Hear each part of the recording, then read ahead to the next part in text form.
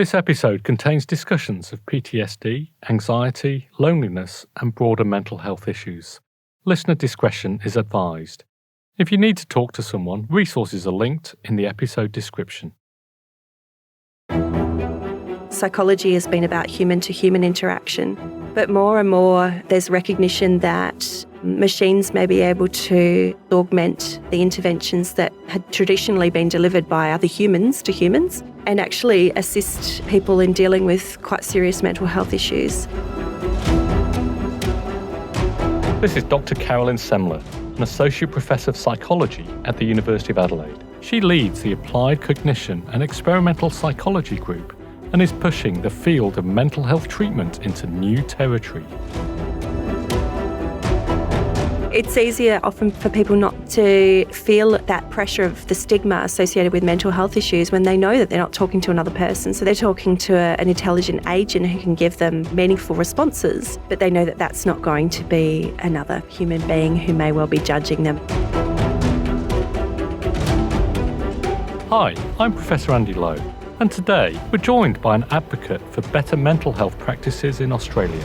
Carolyn not only exposes the deficiencies in our mental health care system, but also explores fascinating developments in artificial intelligence to improve access to this vital form of new healthcare. This is the Discovery Pod. Hi Carolyn, and welcome to the Discovery Pod. Hi Andy, how are you? I'm very well, thanks. And you are Associate Professor in the School of Psychology, so I feel like I'm asking the right person for this question because Australia is experiencing a mental health crisis with thousands of people on waiting lists for treatment and equally as many that can't get on the list. What's going wrong in our society? Oh, that's a huge question, Andy. And if we had a single answer, we'd all be packing up and going home, basically. It's quite complex. Obviously, there's a lot going on in the world at the moment, which is outside of our control. We've got climate change, we've got the pandemic, we've got natural disasters happening, we've got a society in which people probably are under a lot of pressure, financially. There's a lot happening that's making things difficult, and people, I think, are experiencing fundamentally a lack of control over their own environment, and it's making things really difficult. And I think also we've got a lot more loneliness in society. People are on their own a lot more. In fact, that's nearly considered an epidemic as well because of its implications for mental health, but also health more broadly. And it's not just older people who are feeling lonely, it's also the young. So there's a whole multitude of factors that are really quite large challenges for people at the moment. Yeah, mental health really came to the fore as an issue during COVID, but it's not leaving us now. We're not getting out of that post-COVID, are we? No, we're not. In fact, the number of referrals to places like Lifeline and other helplines has increased and it's not flattening off. And if you ask anyone who's involved in the primary healthcare sector, they'll tell you that, they're getting huge numbers of referrals for mental health support, and it just isn't changing. It's been 2 years since the pandemic broke, and with most of our working world returning to some form of equilibrium, much of the rest of our lives seem to have been permanently disrupted. We've heard again and again how bad lockdowns can be for our mental health. Right now, millions of people are being told to stay at home. The stay at home has been important, but it does come with an increase in anxiety. We've been calling it the silent pandemic. Mental health is at the top of the agenda for pretty much every organization. Firstly, there's the stress and disruption and anxiety. Even prior to the pandemic, healthcare workers were at high risk of suicide, but now experts are voicing concerns that the growing pressure from COVID is having serious effects on their mental health. The fear is those statistics will remain long after the COVID-19 crisis passes. We are seeing increased rates of self-harm as well as that suicidal ideation, so we're certainly not out of the woods. Dramatic life changes or stressful events are strong predictors for depression and anxiety. Since our entire lifestyle has changed, it's no wonder we're suffering. While societal impacts are weighing heavily on us, is it our responsibility as individuals to put the wheels back on the wagon? And how do we even begin to tackle a problem this big? People talk a lot about, this term resilience, but what does that actually mean? Because I think resilience can be used as a bit of a term to try to place the responsibility back on the individual, but it's not always just about the individual. It's often about So you should be more resilient. You should be more resilient. Yeah. Just take responsibility for your own mental health and it'll be fine. But in reality, when there's a lot of complex factors that are occurring, it means that people are reaching a point when, they're in crisis. And things like, loneliness contribute to that as well, don't they? So right. How do we start tackling the kind of mental health crisis? Where would you start? So, oh goodness, another huge question. So I think first and foremost, we need to acknowledge that there's a limit to people's ability to cope independently or as individuals. Yeah. A lot of, larger strategies around mental health really focus on trying to understand some of the systemic issues that are occurring that could be helped. So with loneliness, for example, things like social prescriptions for social outings as something that GPs are trying out. So actually, really practical things that reconnect people with one another, that help them to find those social networks where they can speak to someone about the issues that they're going through. Critically important, recognising that it's not always possible for people to connect socially if, their 9 to 5 is working from home.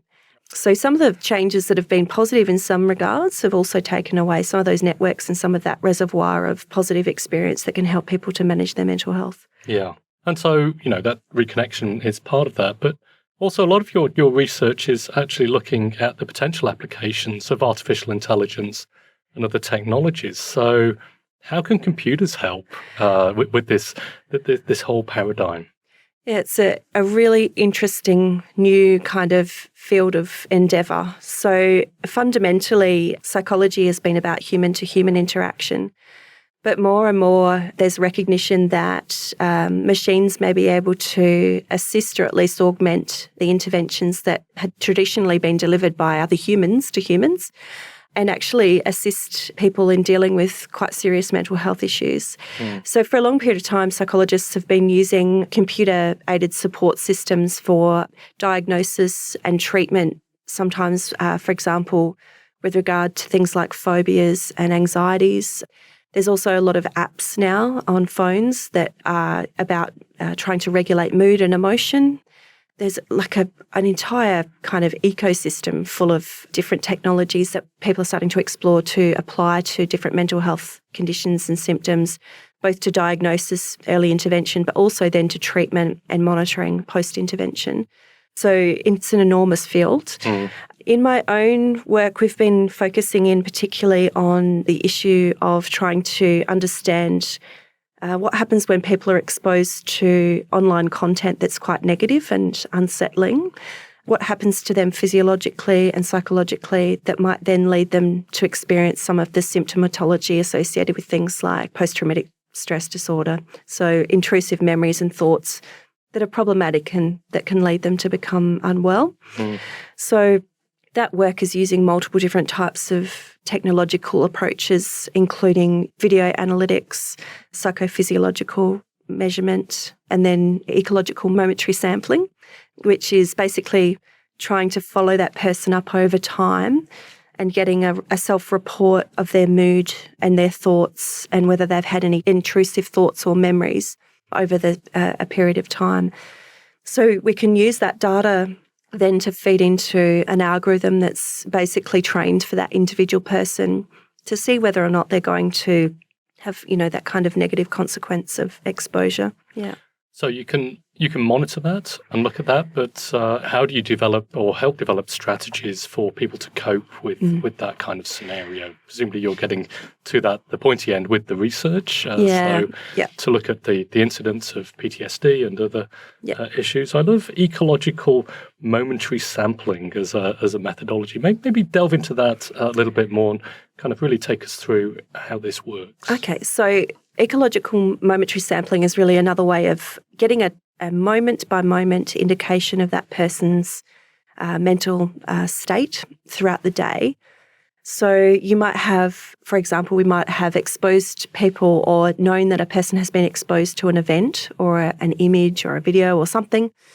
And then over the next 7 days, what we would do would be to contact them via SMS, and they simply complete some measures associated with intrusions or intrusive memories and thoughts and mood and emotion at several time points. And then we can use that data, feed that data back into the model and determine whether or not that person is, reaching a point where they might need some kind of intervention. Yep. The other aspect of that work is to actually try to look for predictors of intrusions. So at the time of exposure, there might be particular responses, both in that person's cognition and their physiology, that may well be predictive of whether or not they developed an anxiety issue associated with that initial exposure. So prevention's better than cure, obviously. If we could get to the point where for that individual we can actually monitor them quite effectively, we can put things in place immediately at exposure that might stop them from then developing an ongoing and escalating anxiety disorder. Yeah. That's the ultimate aim of the research. And what kind of interventions would you put in place? Okay, so this is a really interesting work that's been done by some colleagues, in fact, several different groups around the world. But some of the things might seem really odd, but some interventions are about trying to keep that person's visuospatial working memory system occupied immediately after exposure to a particular event or image or video. So it can mean things like... Kind of what we're talking about battlefield scenes, we might be talking car crashes, we might be talking those kind of traumatic scenes that people maybe get exposed to. Yeah. But it's not just the one-off, it's those people that have multiple exposures. Careers or jobs that lead to that. Yeah, exactly. So, that population, it might be part of their role to actually be exposed multiple times to various things. But what we need to be able to do is basically try to get them to integrate the information or the things that they've experienced and seen into a memory structure and a meaningful interpretation of the world that prevents them from essentially developing a situation where they can't integrate that information meaningfully into a life story. So it sounds very woolly, but what we want them to be able to do is if there are moments where they experience a cue, again, in the environment that's associated with that initial exposure, that they're going to be able to recognise that cue and not see it as a threat and therefore not experience the physiological kind of symptoms associated with an increase in anxiety. So there's been a whole bunch of different interventions. So you're trying to keep those cues away from normal life cues? Well, we're trying to integrate them back into a meaningful kind of framework so that they're not kind of free-floating and meaningless and potentially developing into intrusive, unbidden thoughts that just pop into the person's head, without any kind of warning. So the work that we're doing at the moment is looking at kinds of immediate reinterpretations of the images that they might be seeing. So immediate intervention, sort of saying, okay, these are the things that you saw. Let's talk about what you saw. Let's really try to make some sense and meaning out of that immediate experience. So essentially, it's kind of a reframing of that experience and an acknowledgement that what they've seen is actually highly abnormal, highly not usual, and that their response is normal to it. So one of the things that's often shown in the research in this area is that people struggle with the notion that what they're experiencing in terms of a re-triggering of a cue is not normal and that there's something desperately wrong with them. And then that kind of feeds into this negative feedback loop where they're getting anxious about the possibility of becoming anxious. So if you can kind of intervene very early on and get that thinking a little bit, for want of a better term, corrected immediately, you may be less likely to see the ongoing difficulties associated with those negative intrusive thoughts. Yeah. Another one that's been tried is getting people to reintegrate the memory effectively, but also to keep the mind busy immediately after exposure. So they've tried getting people to play Tetris, which seems like it would never work, but there's a few studies that have shown that might actually help people to some extent. The majority of it, though, is really about reframing and, trying to make sense of what they've seen. A lot of people talk about moral injury. So sometimes it's the moral implications of what people have seen that can be really troubling for them. So some of the work we've been doing recently has been with content moderators. So these are people that are seeing the worst of the internet every day in their job and working out whether or not it should be, going up online or not. They talk a lot about making sense of their role from the perspective of being a protector of society and of protecting the community from exposure to that kind of content. So they can kind of integrate the information and the exposure to what they're seeing by really identifying very strongly with the positive aspect of their role and saying, well, I'm doing something good. There's other instances where difficulties still arise for people. So, for example, in the child exploitation space, we know that people in that area have real difficulties in terms of dealing with what they've seen because it's so traumatic and there's so much moral injury going on there that they're simply not able to make sense of what they've seen. And also the difficulty can often be as a function of them knowing that they're not going to be able to stop what's happened, which can be very problematic and quite debilitating for those people. So there are many things that, we're hoping to be able to do, including trying to find out if there are individual differences in terms of the people who should be doing these types of roles.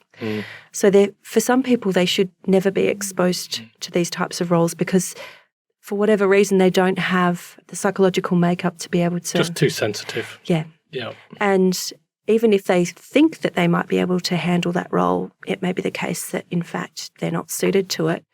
So again, it's about prevention and trying to find the predictors of that ability to make sense and to potentially sometimes reprocess that information effectively so that they can integrate back into their everyday life. Yeah. It's surprising the number of jobs where people are exposed and the only thing they get is a little bit of counselling or debriefing, but there's not any questions about whether or not they should have even been in that role in the first place. Yeah. Yeah. And as we understand more and more about that, we can help. We can bring the human side back into the internet as well. Yeah. Parallels between the functioning of the human brain and computer software are obvious. But can we use computers to better detect and treat mental health disorders without a human dimension? And can we harness the rapidly developing area of artificial intelligence to fill the gap in mental health support? There's a few key areas that they say are the new term AI drivers, and one of those is health. So the AI in this case is behaving like a calculator where it's processing information and providing basically parameters to use in their diagnosis. Our speech, how fast we talk, and our tone, intonation, if we sigh a lot, all these things, they go into this algorithm, and then comes out of it is, where is this person's state of mind? You really don't know if you're even speaking to a human or a computer because the engines have become so intelligent to pick up those words. We have for the first time been able to forensically analyse the actual content of therapy, even down to the level of individual words used by the therapists. While AI has the ability to bridge the divide between those who suffer from mental illness and the help they need, the path forward is clouded by questions of ethics, morals, international law, and of course data.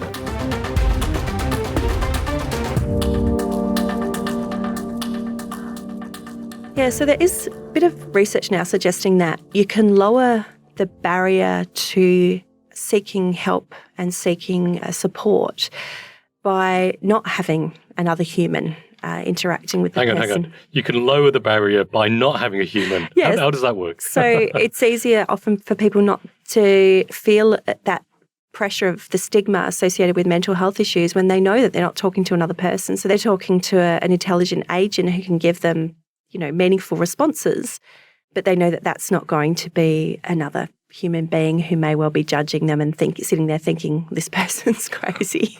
So there's been a little bit of work showing that that's a help to people. But there are then also some things about that. So there's a need for a therapeutic alliance to be established. I'm obviously not a clinical psychologist, but there is some work showing that the digital therapeutic alliance is quite different to the kind of interpersonal therapeutic alliance that you might develop with a therapist. And the jury's still out a little bit as to how effective that alliance is and the kinds of features that need to be built into an artificial intelligence system to actually ensure that that actually occurs.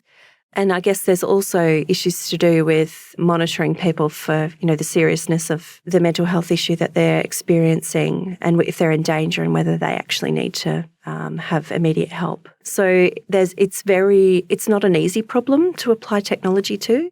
And I think that from an ethics perspective, there's also issues around the extent to which algorithms are trained on particular populations.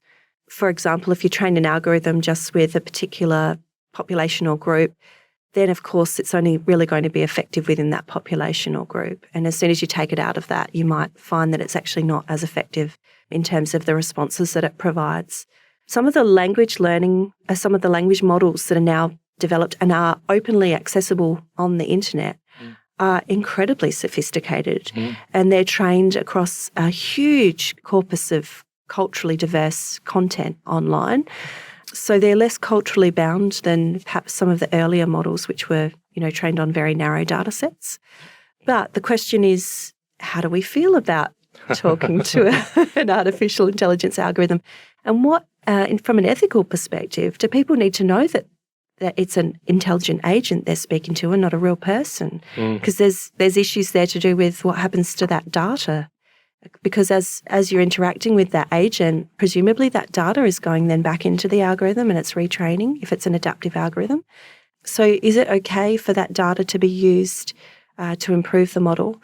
Who has ownership over that data? How do we ensure privacy, confidentiality? Yeah, so there are many, many issues which, we train clinicians in terms of those issues, privacy, their responsibility in relation to assess, client confidentiality, the ethics of, the responses that they provide and the treatment that they provide, their ethical requirement to use evidence-based practices, so to only ever use therapies that have actually been tested and tried and are empirically valid. So there's a huge array of ethical responsibilities. But these systems are being applied now, are they?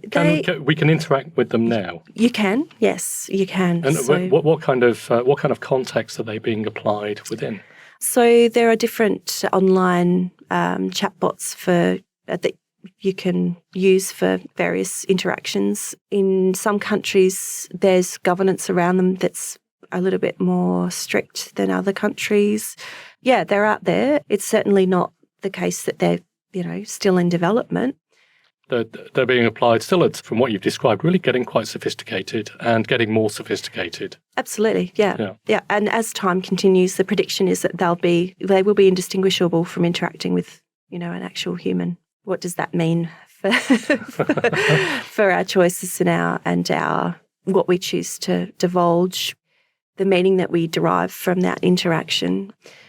There are so many different aspects to this that haven't really been widely discussed in society that I think those conversations need to be had, and governance frameworks need to be informed by what our beliefs are around the effective treatment of mental illness and early identification of problems and prevention of harm. But also then we need to think about, what do we really want from that kind of technology?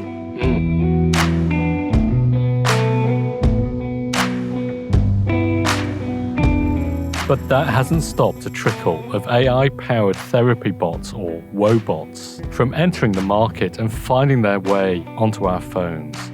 So how do we pick the good bots from the bad bots and find the right digital doctor to confide in?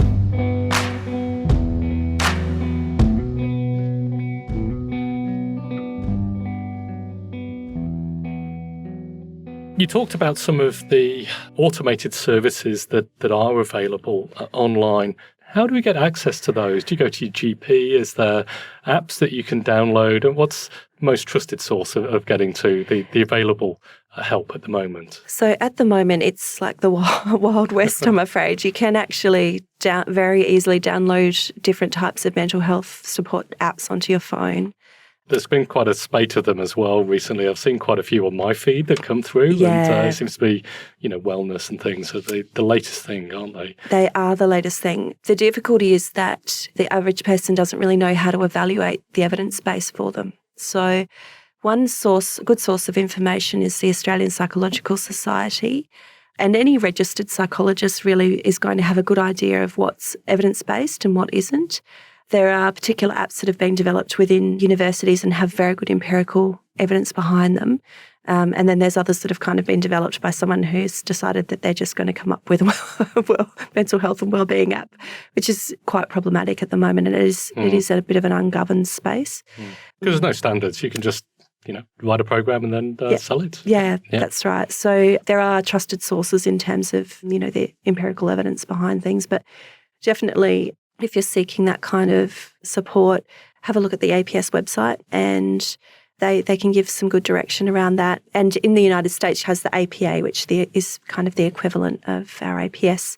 And they also list evidence-based apps and things. So I've got a quick question. What's the difference between a chatbot and a wobot, as in WOE instead of robot, wobot? So a chatbot, I guess, is a more generic term. A wobot's really about being used, I suppose, for a specific purpose.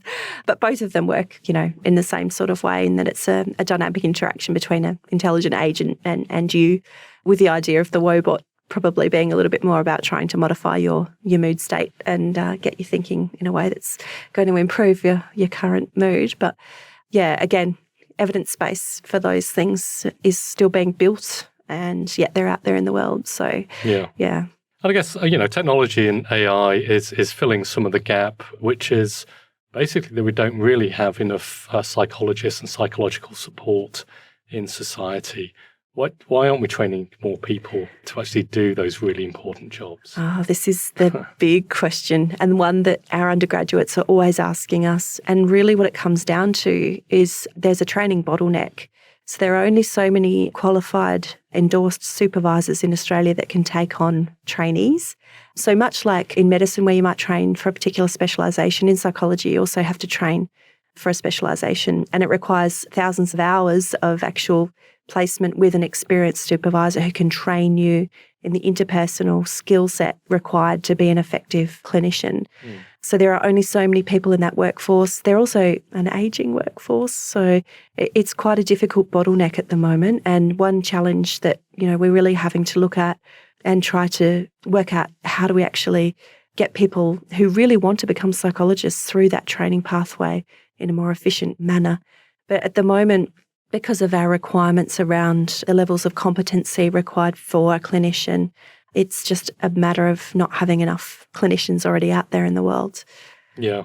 So it sounds like ageing sector doing it one way, new generation that's happy to try a different way. Do you think we are going to get the younger generation really embracing the AI systems and not so much tapping into the interpersonal and human systems that which are tried and trusted for so long? I think it's quite possible that we might see a shift in the use of technologies for supporting mental health. And in fact, we've probably already really started to see it. Yeah. What I think our role is as responsible researchers is to ensure that whenever a technology is adopted, it's evidence-based and it's effective and there's no risk, but minimal risk in terms of negative consequences for that individual. So that if they do need to see a human, they'll get to see a human. So we can't obviously replace that true interpersonal and human support. After all, if you look at people's responses during the pandemic to being in isolation, that was one of the hardest things to deal with, not having that interpersonal human contact. That really is what keeps us well, I think.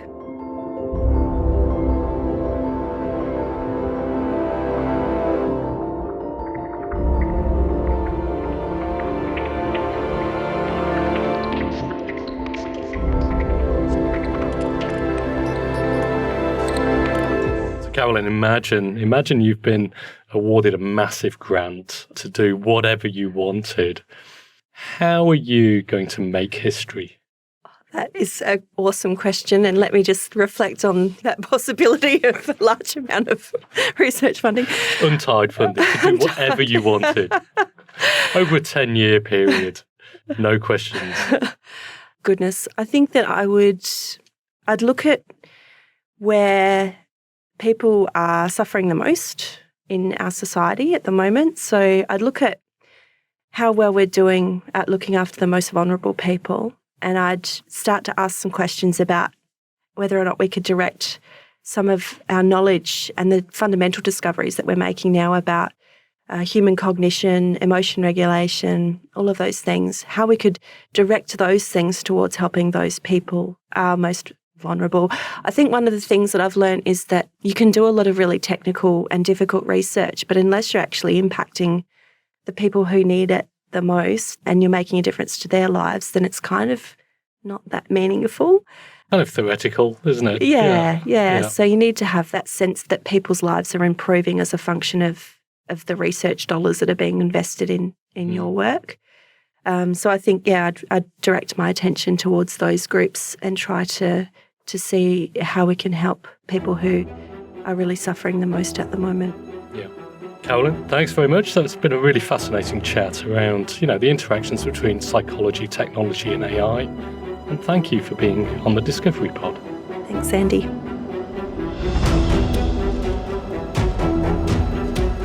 Whether we're decoding trauma response or employing artificial intelligence to fill the gap in our mental health service, Carolyn's research has the potential to revolutionise the way we approach these issues. How would you feel talking to a machine about your mental health?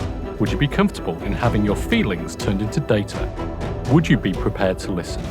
Only time will tell. Thank you, Carolyn, for challenging our approach to mental health treatment on the Discovery Pod today. And thanks as well to you for listening. If you've enjoyed this episode, leave a review, rate us 5 stars, and while you're at it, why not share this episode with your friends and family? We'll be bringing you new and fascinating insights from the forefront of research and innovation every fortnight. So hit follow now to ensure you don't miss an episode. In our next episode, Professor Greg Mather joins the Discovery Pod to break down the science of green hydrogen. The work that we're doing is to try to bypass the use of electricity directly to do electrolysis, and that is to come up with a slight variation of electrolysis, and that's what we call photocatalysis, where we can take the energy of the sun directly in its simplest form. Just imagine a powder that you just sprinkle in a glass of water and you take it out to the sun, and like magic, hydrogen and oxygen bubbles, and then you can subsequently separate those. We've discussed some world-altering ideas on the podcast so far, but Greg's discovery could drastically improve the uptake of renewable energy sources and kickstart a cleaner future. Subscribe so you don't miss out. In the meantime, if you have a topic that you think we need to explore, you can get in touch at podcast@adelaide.edu.au. We'd love to hear from you. I'm Professor Andy Lowe, and you're listening to the Discovery Pod, brought to you by the University of Adelaide. So, what do you want to know next?